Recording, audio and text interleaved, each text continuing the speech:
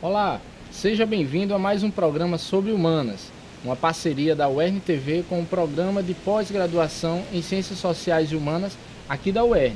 E hoje nós vamos falar um pouco sobre direito e Ciências Sociais e Humanas. Nosso convidado do programa de hoje é Iata Anderson Fernandes, ele que é bacharel em Direito, mestre em Ciências Sociais e Humanas aqui pela UERN e atualmente ocupa o cargo de pró-reitor de administração aqui da UERN. Olá, Iata, tudo bem? Olá, Esdras. Olá, os telespectadores da UERN TV. É um prazer estar com vocês para falar um pouco sobre essa minha pesquisa. Iata, e a sua pesquisa tem como tema a humanização do direito, uma leitura de 3 contos de Franz Kafka. Primeiramente, queria perguntar, quando a gente fala em direito, já imagina aquela coisa sisuda, né? Como é que você trouxe essa questão do direito para essa leitura nas ciências sociais e humanas?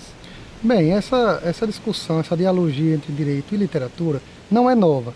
Nós já temos, é uma discussão, é uma forma de fazer essa junção que nasce nos Estados Unidos, e no Brasil nós já temos um programa consolidado a nível do Rio Grande do Sul, inclusive com um programa de TV. Santa Catarina também tem um programa sobre literatura, e existe hoje no Brasil uma rede chamada Rede Direito e Literatura, RDL, da qual eu sou associado.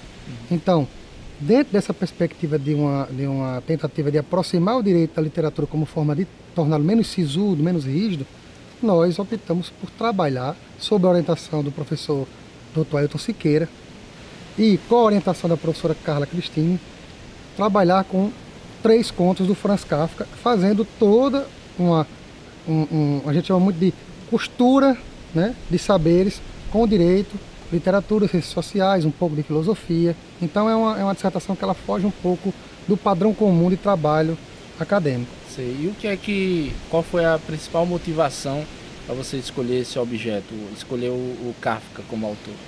Olha, essa motivação parte da minha própria formação. Eu sentia que a minha formação ela foi realmente, como você disse, dura, muito técnica.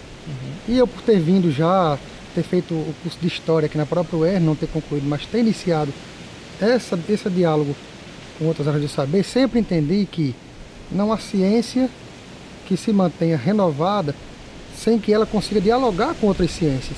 Então a interdisciplinaridade que a literatura nos possibilita, até pela sua própria linguagem metafórica, me chamou a atenção e me trouxe para o que eu queria fazer, o que eu queria escrever. Partiu de uma dúvida com a minha formação para discutir o direito de uma forma que eu acho que ele pode ser trabalhado de forma leve, através de ensaios. E por isso eu escolhi essa temática, trazendo uns contos de Kafka para falar sobre direito e sobre o ser humano. Certo. Eu queria que você falasse como é que você e o seu orientador, sua co-orientadora, como é que vocês realizam essa abordagem? Bem, essa abordagem é feita através de ensaios, né? Então ela já perde um pouco daquela dureza de uma dissertação de mestrado normal. E nesses ensaios nós tentamos trabalhar uma linguagem fluida, né? Que pegue pedaços da literatura, discuta um pouco de direito, discuta a humanização, discuta a filosofia, discuta a própria geografia. E trabalhamos de modo que se observe a pesquisa por um princípio do pensamento complexo, um deles, né? No geral, ela é norteada por 3 princípios do pensamento complexo: o recursivo, o dialógico e o hologramático. O hologramático é exatamente porque, se você fizer a leitura de um ensaio de todo o texto, você vai compreender o que o texto todo quer dizer. A lógica é que aquele que for ler não precisa ler toda a dissertação para compreender o diálogo que ele está sendo travado. Sim. E principalmente quando a gente trabalha com literatura, tem essa questão de, a partir do momento que o texto ele é feito, ele é aberto, né? Então são várias leituras que se tem, né? O texto é propositadamente aberto, né? A dissertação ela não tem uma conclusão, ela não fecha, ela não propõe nada específico, porque nós partimos de uma lógica de que o texto eu escrevo, mas não para mim, para o leitor. A interpretação é dele, tem que ser livre dele, e aí deixamos que o leitor, cada leitor que observar aquela dissertação, construa seu próprio entendimento daquelas discussões. Então discutimos o excessivo tecnicismo do direito, discutimos o distanciamento das ciências umas das outras, como o ser humano, que deveria ser o primeiro objetivo da ciência jurídica, muitas vezes ele é deixado em segunda instância para que você dê uma resposta técnica a sociedade, Uhum. e o drama humano ele perpassa pouco as discussões jurídicas hoje. Então a ideia é que cada pessoa construa a sua própria visão de texto. É um texto aberto, ele não tem uma metodologia fechada, Uhum. né? Ele tem métodos, mas não tem uma metodologia fechada. Sei. E quais foram esses contos de Kafka que você decidiu selecionar, e queria que você falasse da particularidade de cada um nesse seu trabalho. Eu escolhi 3 contos do Kafka, embora não me detenha só nessas obras. Dentro Uhum. da dissertação eu trabalho outras obras do Kafka. O primeiro conto que nós trabalhamos é um relatório para uma academia, que conta a história de um ex-macaco chamado Pedro Vermelho, que vai explicar para uma academia de pesquisadores como foi esse processo de hominização que ele sofreu, né?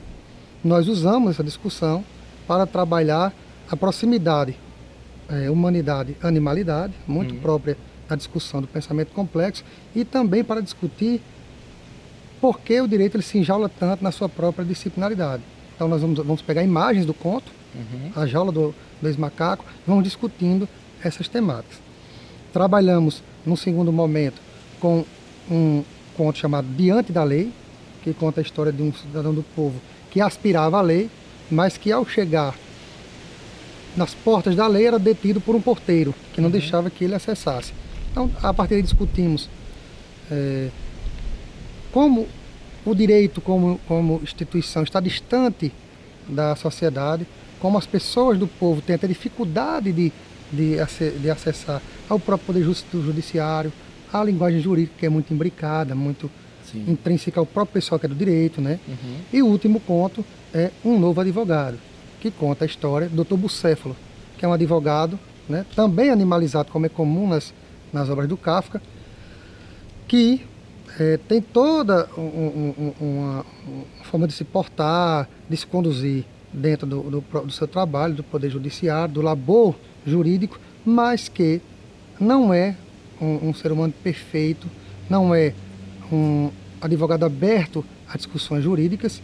E o conto, o texto ele parte desses 3 contos e ele finaliza com um conto chamado O Pedreiro e o Bacharel. A ideia justamente é perpassar tudo e termina com um conto para que cada um leia o conto e tire desse conto suas próprias impressões e conclusões da dissertação. E, no caso, fecha com um texto Sim, autoral, da minha autoria, né? da minha autoria, um conto da minha autoria chamado O Pedreiro e o Bacharel, em que esse pedreiro vai dar algumas lições ao bacharel que se acha muito dono do conhecimento mais técnico. E você falou que a motivação também veio porque você teve uma formação, você percebeu na sua formação que tem essa sisudez do direito, né? E fazendo uma análise hoje, contemporânea, você acha que ainda falta humanização na formação, nos cursos de direito nas universidades brasileiras? Eu acho que a ciência jurídica ela tem tentado se renovar por alguns instrumentos. Especificamente, na Universidade do Estado do Rio Grande do Norte, já tem ocorrido muito diálogo, né, entre o direito e outras ciências. A gente tem conseguido abrir mais para fazer eventos conjuntos. Na própria Semana de Humanidades, nós teremos agora alguns textos da área do direito. Já fizemos, no Dia Demasiadamente Humano, o segundo dia, o ano passado, um grupo de trabalho só sobre direito e literatura, né? Tem se aberto muito. O grupo de pesquisa do pensamento complexo, do qual eu faço parte, coordenado pelo professor Elton Siqueira, tem recebido muitos estudantes de direito. Então isso é uma prova de que o direito tem tentado se aproximar das demais ciências. Nós temos tentado na academia praticar a interdisciplinaridade, tentado fazer com que os saberes dialoguem e se unam para produzir um conhecimento mais complexo, mais completo, na verdade, do que é o ser humano e a condição humana. E o que você vem dessa escola aí, de Ailton também, do pensamento complexo, qual seria a particularidade dessa linha de pensamento, que também recebe críticas, né, por uma parte da academia? O pensamento complexo, ele recebe algumas críticas por sua própria forma de pensar o saber, né? Mas a principal característica do pensamento complexo é a abertura para todos os saberes, é a múltipla possibilidade de você não fechar a noção de ciência como algo acabado, como algo restrito. A ciência está aberta em completa renovação. O pensamento complexo parte da noção hologramática de que nós somos, como seres humanos, uma pequena partícula de poeira cósmica no universo. Então, não existe saber capaz de sozinho definir o que é o ser humano, conseguir explicar o ser humano como só biológico ou só social. Ele é biológico e social. A ciência humana precisa dialogar com as ciências naturais para poder compreender o ser humano dentro do contexto de uma realidade biológica em que ele se insere. Ele não está isolado disso. Então, o principal ponto do pensamento complexo é compreender que ninguém construiu um saber isolado capaz de dar todas as respostas que nós precisamos. E que é preciso que você construa essas relações de saberes para que o ser humano seja compreendido na sua mais ampla dinâmica e também toda a nossa sociedade de uma forma mais completa. E Ati, durante a pesquisa, no encerramento, qual foi a dificuldade que você teve? Eu assisti a defesa da sua dissertação e em certo momento você falou até da experiência pessoal, que aí chegou um momento que lembrou da questão da vida pessoal mesmo. Então, como é que foi esse trajeto todo? Essa foi uma dificuldade, porque eu fui desafiado por ter fundamentado minha pesquisa em uma dúvida existencial minha com a minha formação, em fazer uma parte autobiográfica mesmo, para explicar um pouco da minha formação, alguns dos meus demônios que todos nós temos, pessoais. E o que mais me desafiou, Esdras, foi a perspectiva do pensamento complexo de se inserir no texto. Eu tive uma formação na qual você escrevia em terceira pessoa, procurava ser objetivo, não expor suas emoções, e quando você escreve sobre literatura, você precisa se colocar no texto.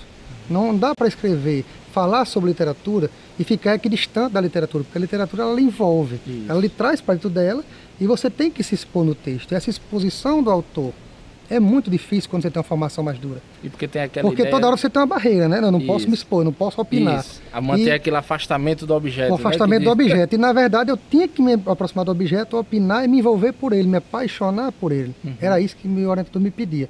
Se apaixone pelo seu objeto. O seu objeto, quando você estiver apaixonado por ele, vai fazer com que você consiga transitar e transcender essa ideia de conhecimento mais técnico, mais objetivo, mais fechado. Tá certo. Então é isso, pessoal. Eu queria agradecer a Iata por ter vindo participar do nosso programa. E para você que gostou, que ficou interessado na pesquisa, só acessar, sempre lembrar, acessar o site do Programa de Pós-Graduação em Ciências Sociais e Humanas aqui da UERN. O endereço está aqui na tela. Você tanto vai poder ver a pesquisa do Iata Anderson como dos outros alunos do mestrado, certo? Fique ligado também nas nossas redes sociais, no canal da UERN TV no YouTube e no Facebook, para acompanhar não só o Sobre Humanas, mas também as demais produções da UERN TV. Então fique esperto e até a próxima semana com mais um programa, mais um entrevistado no nosso Sobre Humanas. Até mais.